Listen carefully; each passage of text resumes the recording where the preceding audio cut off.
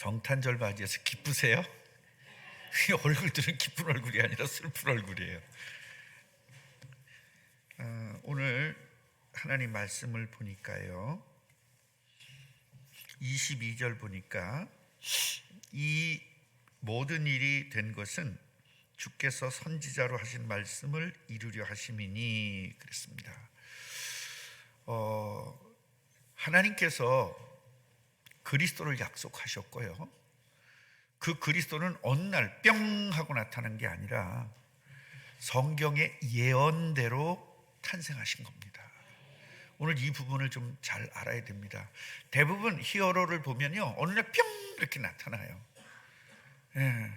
그런데 어느 날 그냥 뿅 나타난 게 아니라 수천 년을, 성경 약 1500년에 걸쳐서 성경이 쓰여졌는데 1500년 동안 예언되었던 그 그리스도가 이 땅에 오신 겁니다.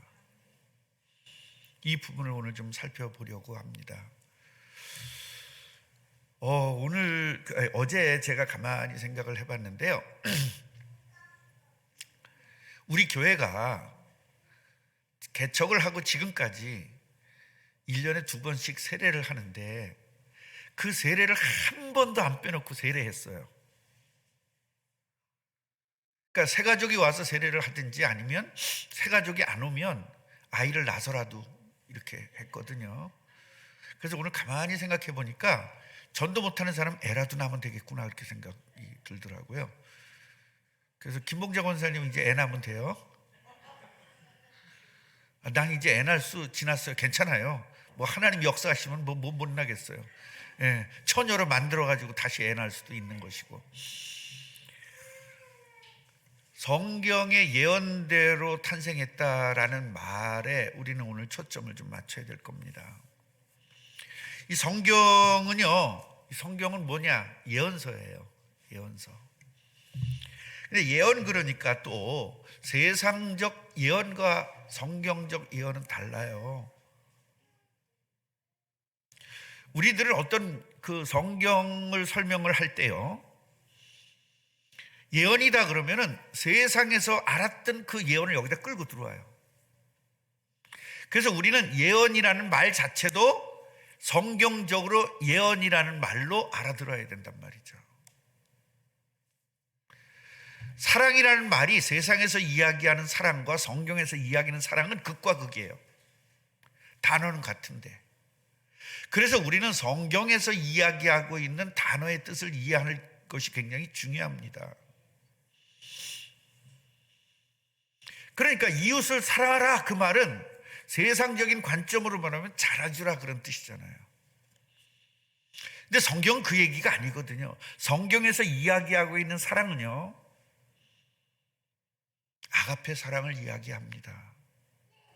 아가페 사랑이라는 것은 구원을 전제로 하는 사랑이에요.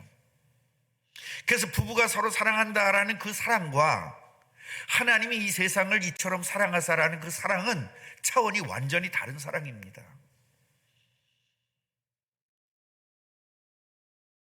그래서 헬라어에는 사랑이 이런 종류가 있고 이런 종류가 있고 이런 종류가 있다라는 말이 있고요, 어떤 학자는 아니다, 사랑은 다 똑같다 이렇게 막 그렇게 하는 학자들도 있습니다. 제가 나온 학교에 신학자도 요 신학자는 헬라어는 사랑이 구분이 돼 있다 이렇게 이야기하는 분이 있고요, 또 이쪽 분은 아니다, 사랑은 하나다 이렇게 이야기하는 분이 있어요. 그런데 분명한 사실은요, 헬라어가 다르든 뭐가 다르든 다 떠나서 하나님이 이야기하는 사랑과 사람들이 이야기하는 사랑은 완전히 다르다는 겁니다. 사람들이 이야기하는 사랑은요, 마귀가 만들어 놓은 사랑이에요. 그리고 하나님께서 우리 인간에게 주신 사랑은 하나님께서 제정하신 사랑입니다. 사랑의 차원이 다릅니다. 그래서 기독교적 사랑이라는 것은 뭐냐면 구원을 전제로, 희생을 전제로 한 사랑입니다. 그래서 내가 예를 들어서 장로님 제가 사랑합니다 그러면 세상 사람들이 들으면 저것들이 동성애인가 그럴지 모르지만 하나님 입장에서 봤을 때는 나는 장로님의 구원과 장로님의 구원을 위해서 나는 희생할 수 있습니다라는 이야기예요. 그래서 우리 기독교인들은 사랑합니다 할 때 나는 당신이 구원받는다면 나는 죽을 수도 있습니다라는 전제 조건 속에 사랑합니다 하는 거. 사랑을 남발하지 마세요.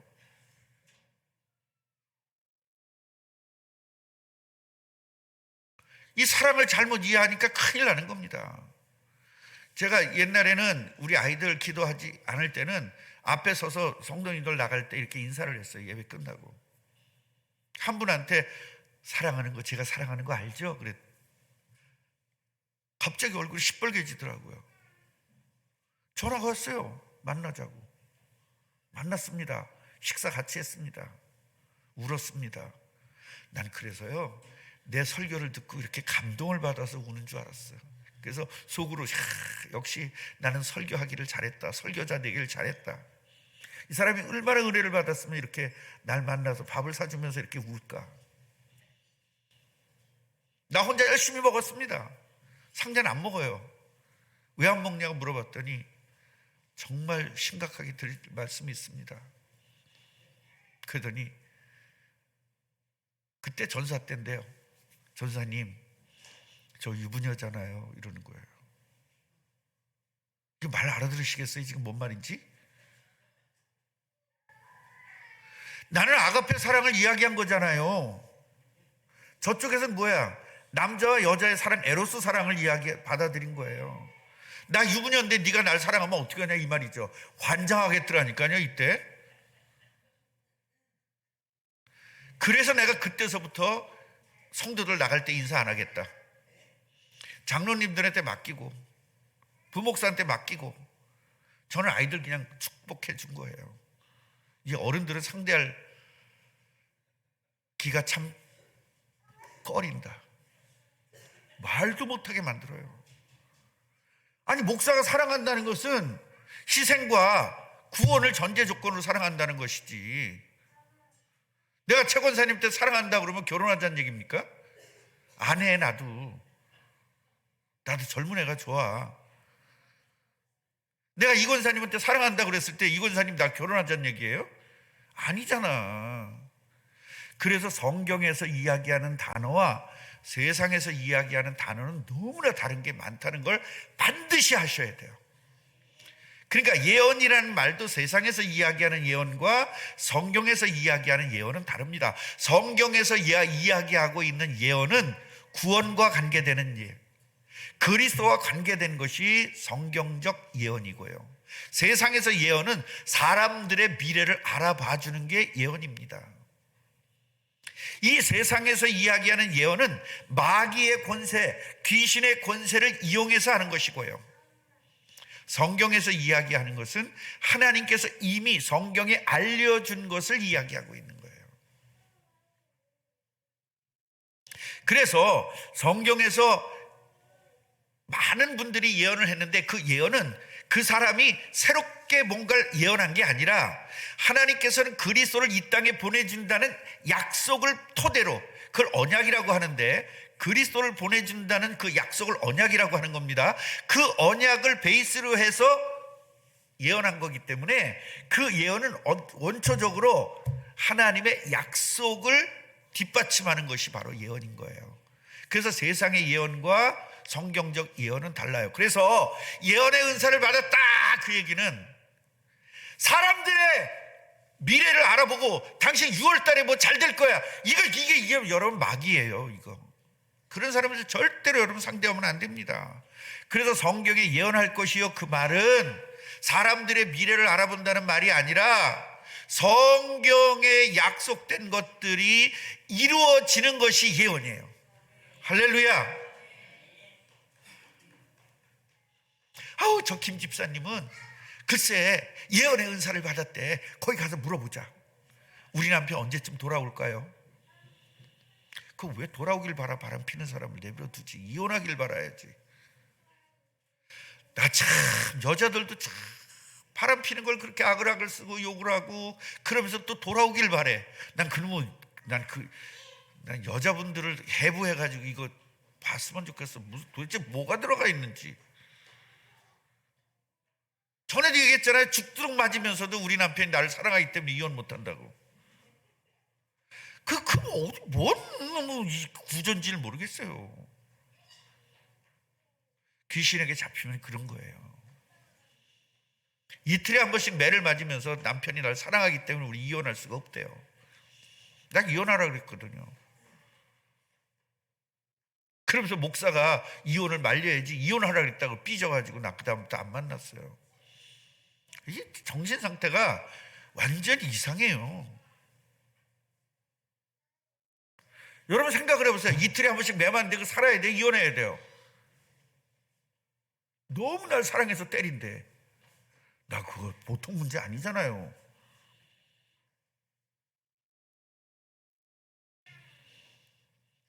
구약 성경은요, 그리스도가 처음 오실 것을 예언했고요, 신약 성경은 다시 오실 것을 예언한 책입니다. 오늘 성경의 예언대로 탄생하신 예수 그리스도라는 이 말은 무슨 말이냐면 39권의 구약 성경 모든 성경은요, 그리스도가 이 땅에 태어날 것을 예언한 책입니다. 그래서 우리가 자꾸 창세기 그러면 창조 이야기인 줄 아는데 그리스도 이야기예요. 출애굽기는 애굽에서 탈출한 이야기인 줄 아는데 그리스도 이야기예요. 아멘이에요? 레위기는 제사 이야기인 줄 알아요. 그리스도 이야기거든요. 시편은요, 시인 줄 알아요. 그리스도 이야기예요. 시 가서 그러니까 뭐 시인 줄 안다고. 그리스도 이야기입니다.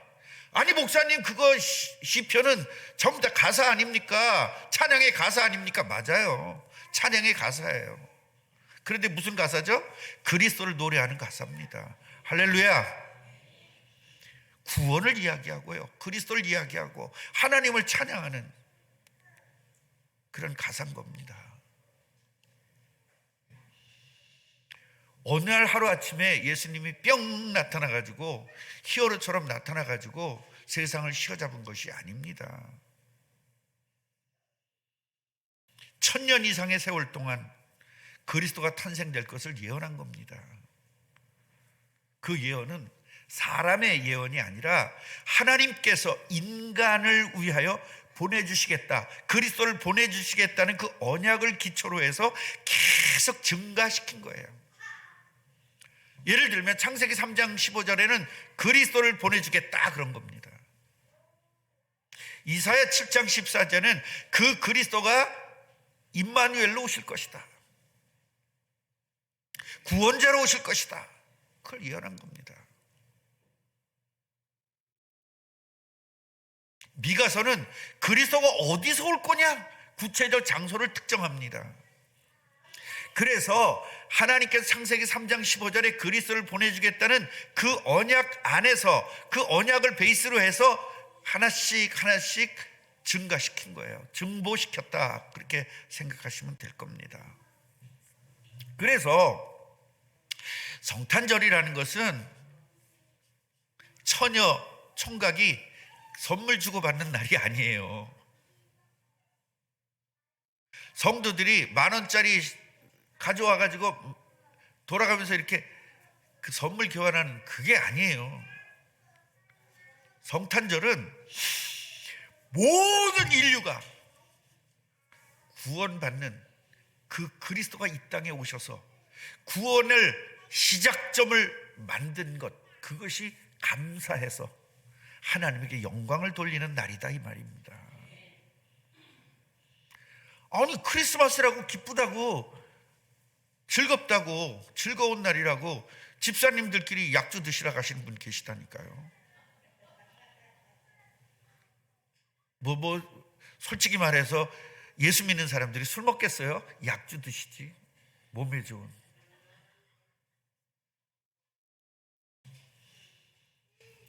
하나님의 최초 약속을 한번 보십시다. 창세기 3장 15절 그리스도를 보내준다는 거예요. 그런데 그 그리스도는 남자의 후손으로 오는 게 아니라 여자의 후손으로 온다. 남자의 정자가 필요 없이 하나님께서 여자의 몸속에다가 창조해버렸어요. 왜? 그래야만 원죄가 없이 올 수 있으니까요. 원죄가 있으면 우리 원죄를 해결할 수가 없어요. 원죄가 없이 와야 원죄를 해결합니다. 이게 이해가 안 되면 조선시대로 가야 돼요. 대속이라는 말 아시죠? 조선시대 가면 죄인이 가진 거락은 돈밖에 없어요. 저 대속자는 가진 거락은 힘밖에 없어요. 그래서 이 사람이 곤장 50대를 맞이해야 될 죄를 졌는데 내가 저 사람을 사는 겁니다. 돈 주고 사면 저 사람이 대신 50대 맞아주면 내 죄가 없어지는 거예요. 이런 제도가 있었어요, 우리나라에. 그러니까 우리나라에 있는 역사가 있는데도 이걸 이해 못하는 사람들이 무지하게 답답해요. 그건 죄가 없는 사람이 대신 매를 맞을 수 있는 거죠.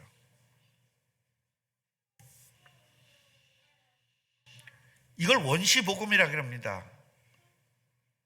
원래 처음 오리지널 복음인 걸 이야기하는 거예요. 최초의 복음. 그래서 이 최초의 복음은 인류의 조상인 아담과 하와에게 주신 복음이에요. 이 복음이 필요한 이유가 뭐냐? 원래 인간 모습은요, 하나님의 영으로 창조된 최고의 피조물입니다. 결국은 인간의 존재는 하나님의 속성인 거예요.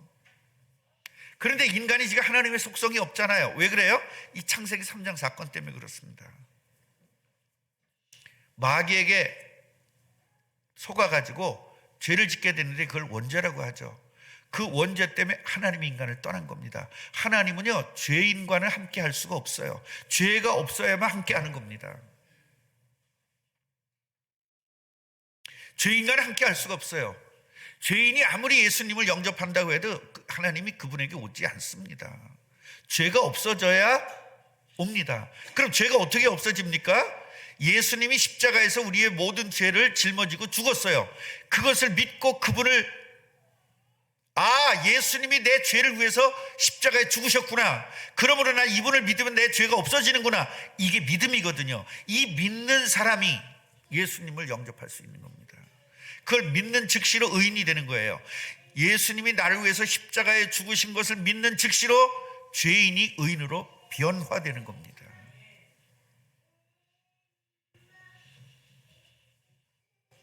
이 원죄 때문에 인간이 저주를 받고 한 사람도 안 빼놓고 다 고통을 받고 사는 겁니다. 어떤 분들은 남편 잘못 만나서 이렇게 괴롭대요. 아니에요. 여러분의 원죄 때문에 그렇습니다. 어떤 분은 마누라 잘못 만나서 괴롭대요. 아닙니다. 원죄 때문에 그렇습니다.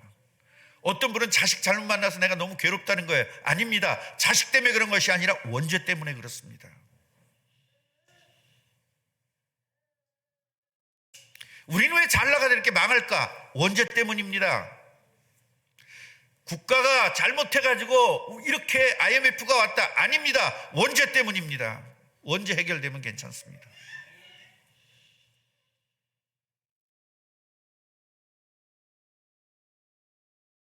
지금 집값이 완전히 폭락하고요, 너무나 이자가 비싸가지고 우리 교회도 이자 때문에 아직 지금 막 차에 친 것 같은 그런 느낌이에요. 왜 그래요? 원죄 때문에. 그러니까 우리 원죄 없는 곳으로 가야 돼요. 그게 어디예요? 천국 가면 이자 낼 이유가 없어져. 우리 손잡고 천국 같이 갑시다. 그래서 천국을 소망하는 겁니다. 그런데 그 천국이 이 땅에도 있대요. 그 천국이 뭐냐?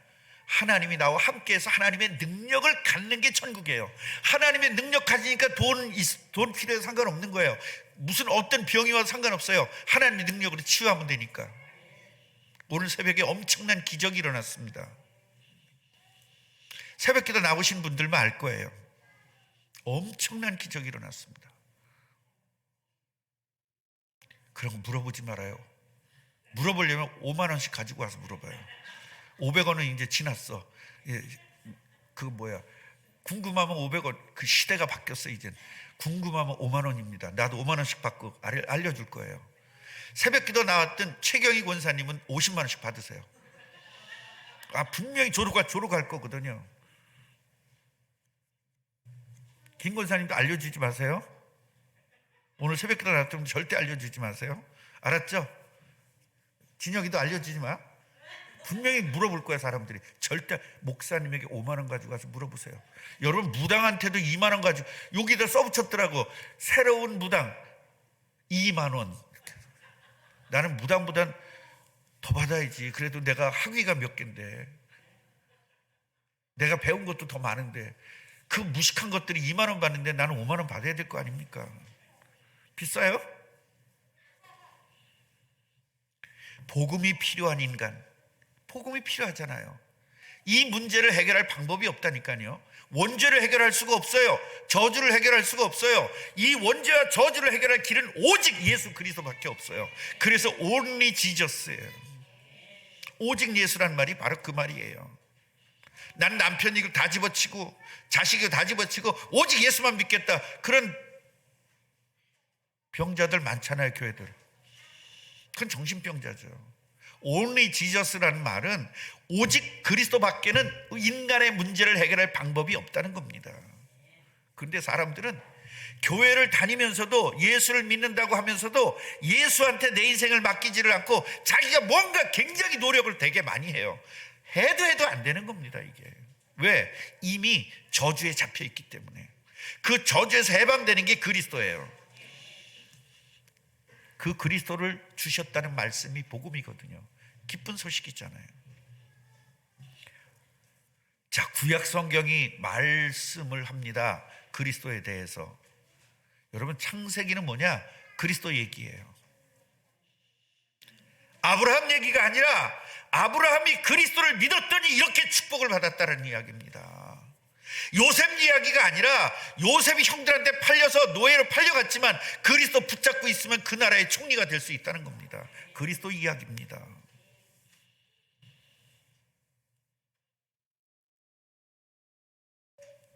출애굽기는 그리스도가 태어나야 될 땅으로 가는 스토리거든요. 10가지 재앙 이야기가 아니라 10가지 재앙을 통해서라도 그리스도가 오도록 하나님 하시겠다는 이야기예요. 아멘이에요?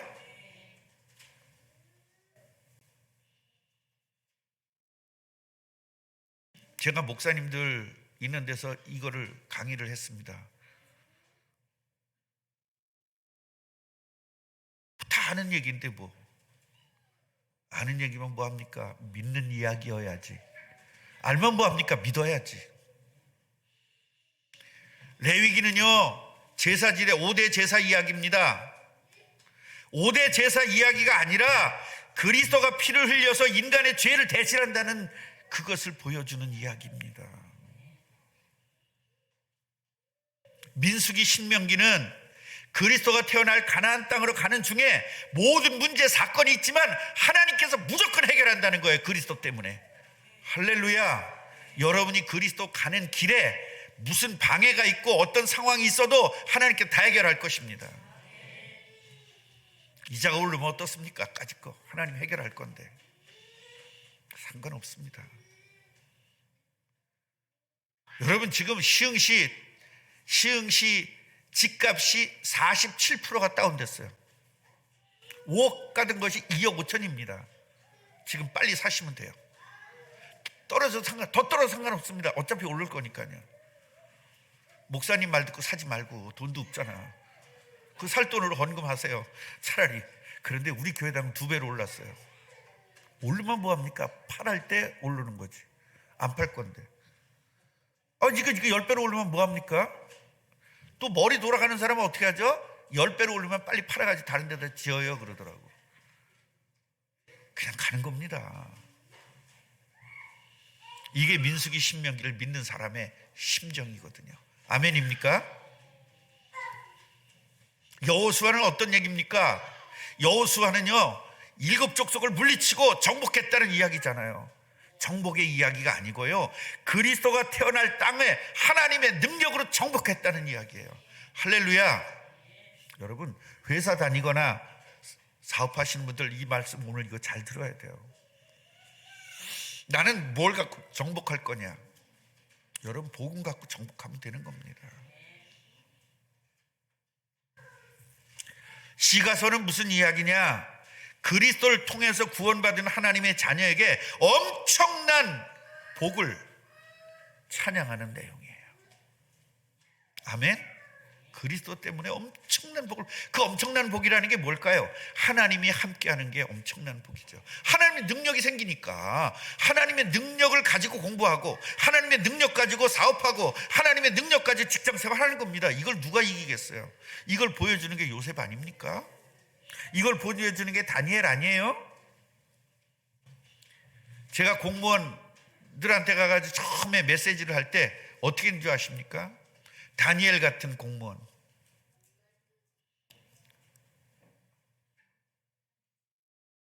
깜짝 놀라더라고요. 공무원들이 이런 이야기를 들어보질 못했대요. 여러분, 공무원들 요새는 철밥그릇 아니에요. 공무원들이 정권 바뀔 때마다 휙휙휙 눈이 왔다 갔다 해져요. 옛날엔 철밥그릇이에요. 근무 시간에 사우나 가도 괜찮은 시대예요. 지금은요, 공무원들 근무 시간에 사우나 갔다 걸리면 이제 끝나는 겁니다. 시대가 달라졌습니다. 목사는 철밥그릇이라고요? 목사는 철밥그릇 아니에요. 요새 장로들이 목사 쫓아내는 게 아주 유행이에요. 우리 교회 장로님들은 너무 착해. 근데 둘밖에 없어서 그래. 셋 이상이면 쫓아내려고 그래. 그래서 난 둘밖에 안 세울 거야. 이영일, 둘 이상 세우지 마 앞으로. 진짜 이게 진짜 보통 문제가 아니에요. 장로들한테 배워요. 노예에서. 장로님이 이렇게 하면 목사님 쫓아낼 수 있어요. 자기들끼리 노하우를 가지고 있다니까요. 진짜 완전히 미쳐가고 있어요, 이 교회들이. 그럼 목사들은 뭘 연구할까요? 어떻게 하면 안 쫓겨나는 거 연구하고 있다니까. 전도를 연구해야지. 전도를, 그리스도를 연구해야지. 쫓겨나면 어떻습니까? 또 개척하면 되지. 왜 안 쫓겨나는 걸 연구합니까? 너를 저주하는 자에게 내가 저주하고 너를 축복하는 자에게 내가 축복하겠다고 그랬잖아요. 말씀을 믿으면 왜 이렇게 겁이 납니까? 나는 그런 거 겁 안 냅니다. 예. 만약에 우리 장로님 두 분이 날 쫓아낸다 그러면 난 저 두 분을 데리고 술집 갈 겁니다. 일단 가서 술 먹일 겁니다. 그 너도 술 먹었잖아요 그럴 겁니다. 전.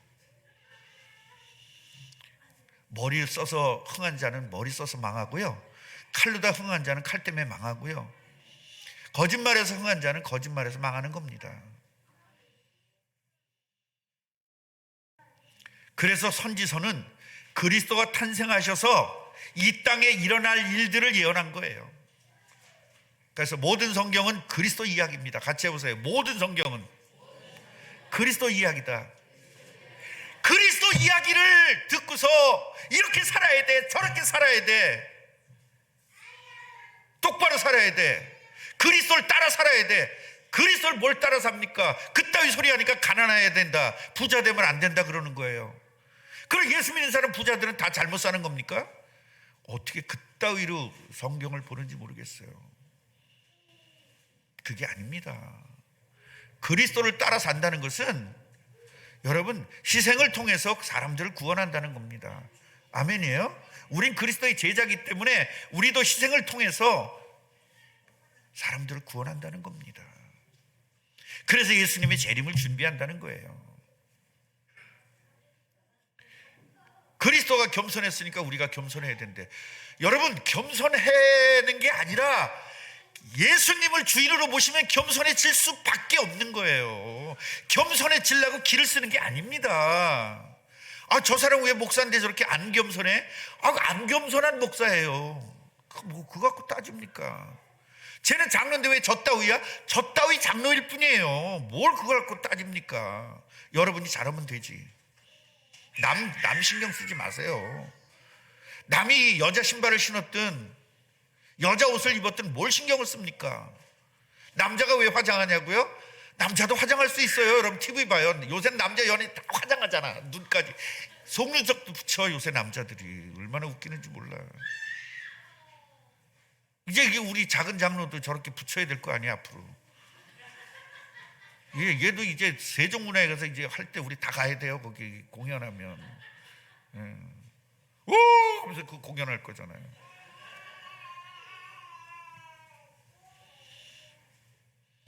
예수님은요, 성경의 예언대로 탄생하신 그리스도입니다. 같이 해보자. 예수님은 그리스도다. 이 예수님을 의사로 안으면 여러분 망하는 겁니다. 예수님을 무슨 부자 만들어주는 히어로로 알면 망하는 겁니다. 예수님은 그리스도입니다. 망할 수밖에 없는 인간을 구원하는 방법입니다. 저주받은 인간을 구원하는 그리스도입니다. 모든 마귀에게서 해방되는 그리스도입니다. 예수님을 자꾸 왜곡시키지 마세요.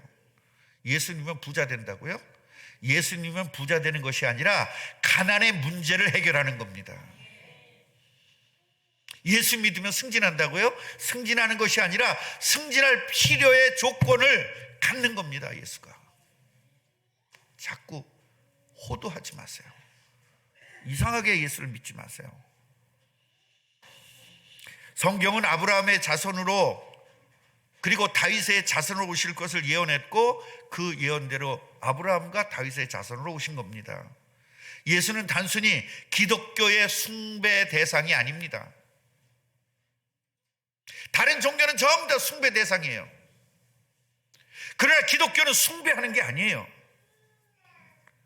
전 세계의 인류를 구원하려고 오신 그리스도입니다. 그래서 전 세계가 성탄절을 기뻐하는 겁니다. 술 먹는 날이 아니고요. 선물 교환하는 날이 아니고요. 내가 영원한 저주에 빠져 있기 때문에 고통스러운데 이 영원한 저주에서 해방되는 길이 그리스도라는 것 알고 그리스도이신 예수님을 내 마음의 주인으로 모시는 겁니다. 이게 성탄절의 의미입니다.